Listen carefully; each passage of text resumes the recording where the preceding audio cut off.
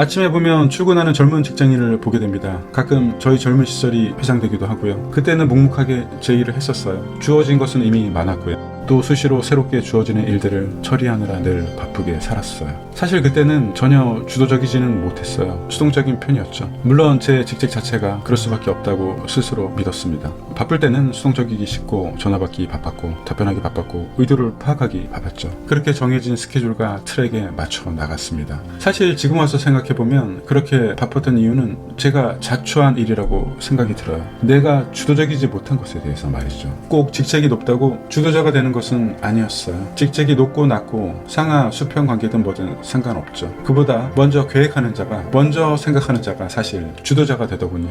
그 단적인 예로요. 누군가에게 먼저 전화를 받는 순간 수동자가 됩니다. 반면 같은 사항이라도 내가 먼저 전화를 걸 때 자신은 주도자가 되더군요.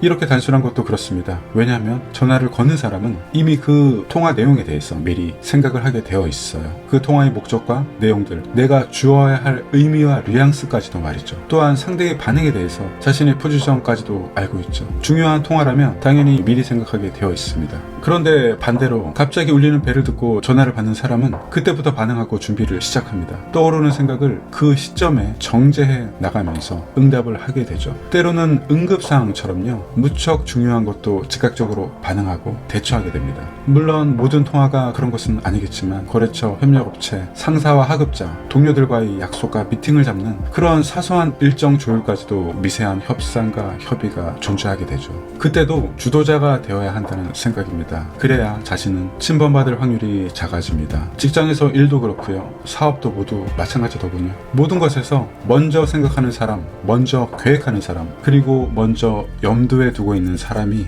해당 사항을 리드해 가게 됩니다. 설사 하급자라도 그 프로젝트를 큰 틀에서 앞으로의 흐름을 머릿속에서 미리 그리고 몇 번이나 시뮬레이션을 했다면 물론 작은 역할을 담당하고 있겠지만 그 계획과 흐름이 머릿속에 이미 그려져 있기에 절대 수동자의 위치에 놓이지 않게 되죠. 무엇이 중요한지 우선순위가 분명해집니다. 또한 자신에게 수시로 주어지는 지시에 대해서도 설사 부적절한 지시가 있더라도요. 프로젝트를 위한 논리로 적절하고 합당하게 자신의 포지션을 잘 잡아가게 됩니다. 오히려 알게 모르게 사항을 리드해 나갈 수도 있어요. 저는 이렇게 생각해요. 주어진 대로 묵묵하게 그대로 살아간다는 것은 사실 번개와 폭풍우가 몰아치는 일상 속에서 맨몸으로 걸어가는 것과 비슷하다는 생각을 합니다. 왜냐하면 수시로 침범받기 쉽고요. 무엇보다 거절하고 싶은 사항이 수시로 찾아오게 됩니다.